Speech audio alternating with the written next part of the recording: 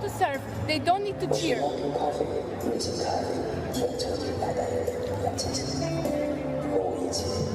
No one's talking to you. She's talking to me, okay? I haven't started. Your team is chanting. I'm too old for these mind games, okay? Have you ever been in a moment where you're finally in control? Then someone accuses you of cheating and everything spirals? That's exactly what happened at the 2025 China Open, when Belinda Bencic suddenly turned toward Coco Gauff's team and accused them of playing mind games right in the middle of the match. What was supposed to be a simple point turned into a viral confrontation that shook the entire tennis world. Bencic and Gauff getting into a bit of an altercation during that changeover, and Bencic accusing Gauff's team of cheering when she's beginning to serve. Bit of niggle there. Yeah, it was quite a heated exchange, the changeover. Fans are now asking the same question. Did Belinda go too far, and did that emotional outburst actually cost her the entire match? But what really happened on that court? And why are people now saying this incident may have serious consequences? Belinda Bencic was in a strong position. She had already taken the first set and walked onto the court in the second with confidence, momentum, and experience on her side. The stadium in Beijing was unusually quiet that day, which meant every movement, every shuffle of a foot, and every sound from the stands could be heard clearly. It was a little tempter for Gauff, and she met it. And we know with you, Elliot, that you can't drop shot against Coco Gauff. She's always there, and most of the points she's winning whenever opponents are drop shotting against her. She's too quick. Yeah. Well spotted again from Gauff. Especially on a hard court with the bounce as well. Yeah. When a tense point ended in Coco Gauff's favor, her team clapped and cheered, something that happens in almost every match. But in that silent stadium, it echoed. That single cheer set Belinda off. Instead of staying locked in, she gestured toward Coco's player box, clearly frustrated. She complained that they were cheering while she was preparing to serve. Her voice got sharper. Her body language changed. That calm, controlled competitor suddenly shifted into someone visibly irritated, and when she looked toward Coco and her box, it was clear something was brewing.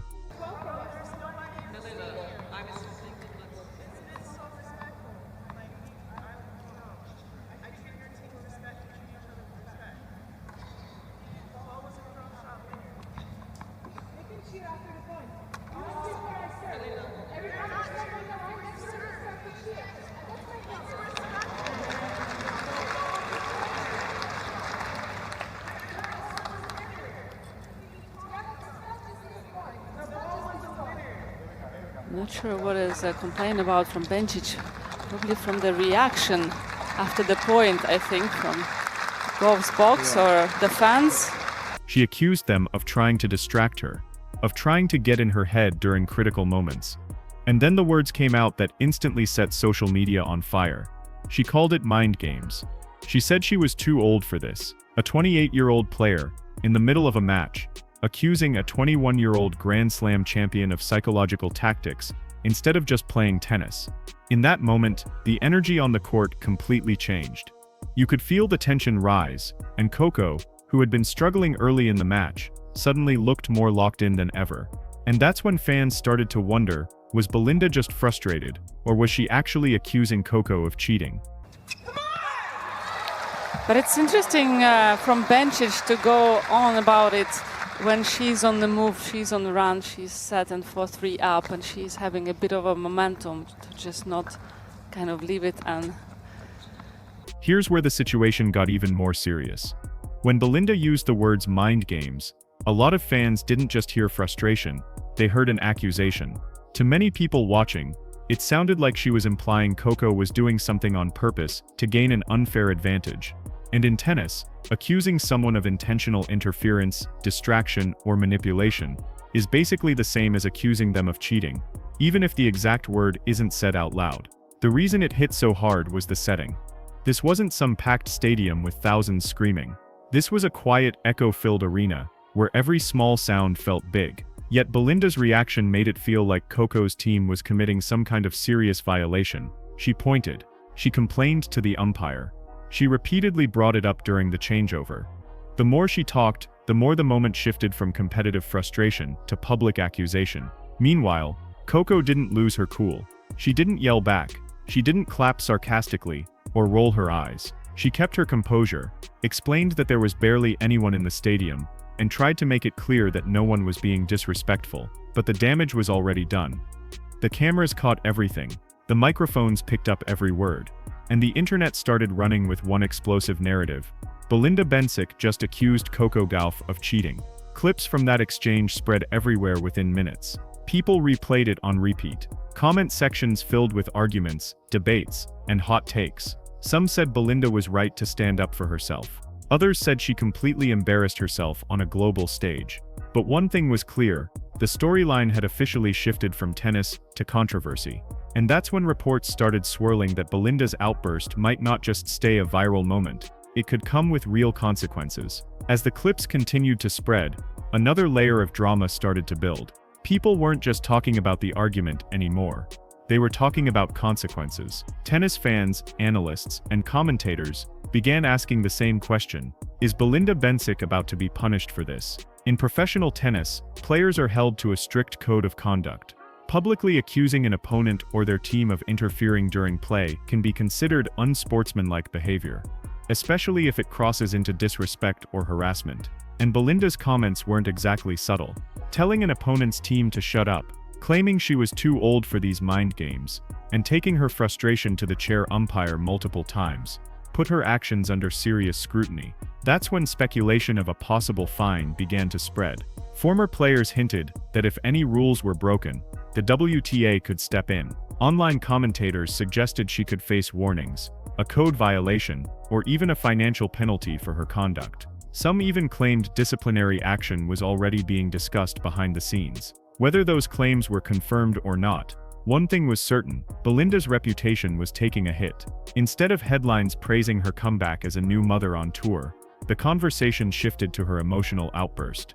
Instead of being remembered for her first set dominance, she was being remembered for pointing fingers and losing control, all because of a moment she could have easily brushed off and moved past. And while all of that noise was happening online, something far more important was happening on the actual court. Coco Gauff was locking in. She had just been accused on one of the biggest stages of the sport. Her team had just been disrespected. The crowd tension was high. For many players, that would be enough to completely throw their game off. But for Coco, it had the exact opposite effect. And that's when the real switch flipped inside her. The tension definitely shook Coco at first. Right after the confrontation, her rhythm was clearly off, and she tossed in a few double faults, a visible sign that the moment had temporarily gotten inside her head. But instead of letting that frustration spiral out of control, she stopped it early. You could see her slow things down, take a deeper breath, and mentally reset between points. It was almost as if she reminded herself who she was and why she was there. From that moment on, her focus snapped back to the only thing that mattered: the ball, the court, the next rally. Her movement became sharper, her footwork more aggressive, and her shots started to carry more purpose and intent with every swing. At the same time, Belinda seemed trapped in the moment that had already passed. While she was still replaying the argument in her mind and looking over at the box, Coco had already moved on and turned all of that emotion into fuel. Each point after that began to feel heavier for one side and lighter for the other. The gap wasn't only about skill anymore. It was about mindset, composure, and control. And in a match defined by emotion, Coco's ability to pull herself back together became the most powerful weapon she had on that court. And that's when everything truly started to unravel for Belinda. As soon as the handshake happened and the cameras cut away, the real chaos started online. Clips of Belinda's outburst were everywhere. X, Instagram, TikTok, highlight pages, tennis forums, all replaying the same moment where she accused Coco's team of playing mind games. Fans immediately picked sides. Some said Belinda embarrassed herself on a global stage by losing her composure when she was in a winning position. Others tried to defend her, saying that any distraction during a serve is disrespectful, and that she had every right to be frustrated. But the overwhelming reaction was brutal. Comments flooded in like, if she stayed quiet, she would have won, and she lost the mental battle before she lost the match. Another fan wrote, "The second you start talking to the umpire instead of your opponent, you're already done."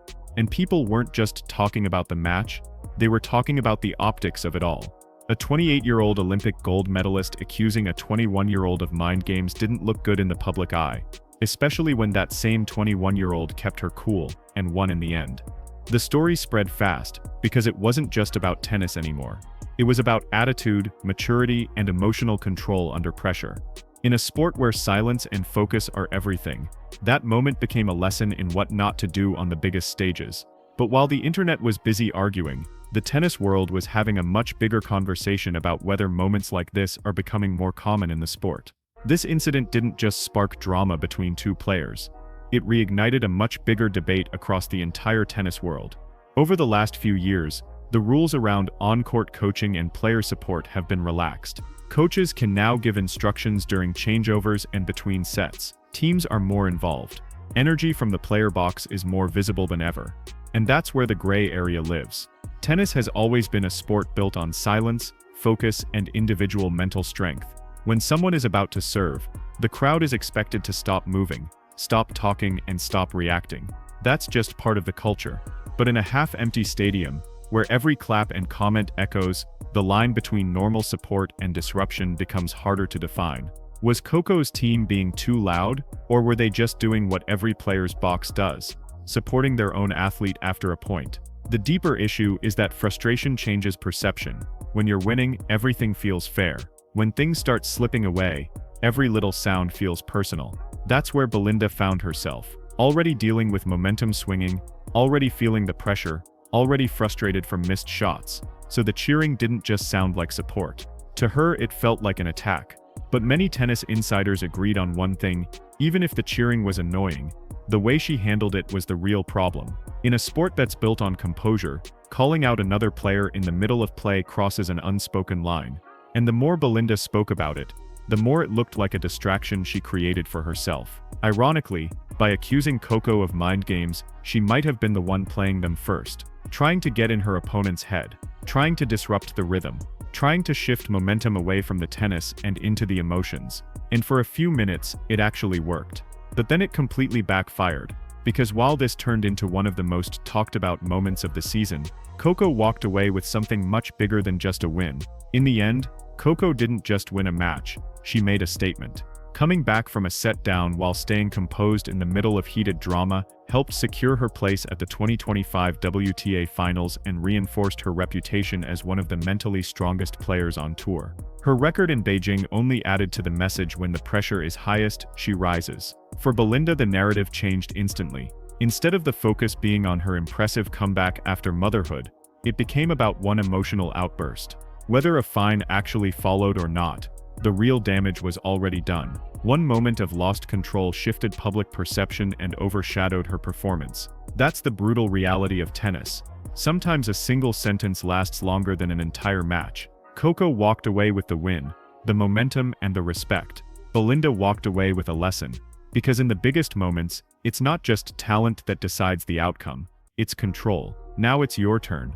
Was Belinda justified in speaking out, or did she completely sabotage herself? Drop your thoughts in the comments, and if you enjoyed the breakdown, make sure to like and subscribe for more stories like this.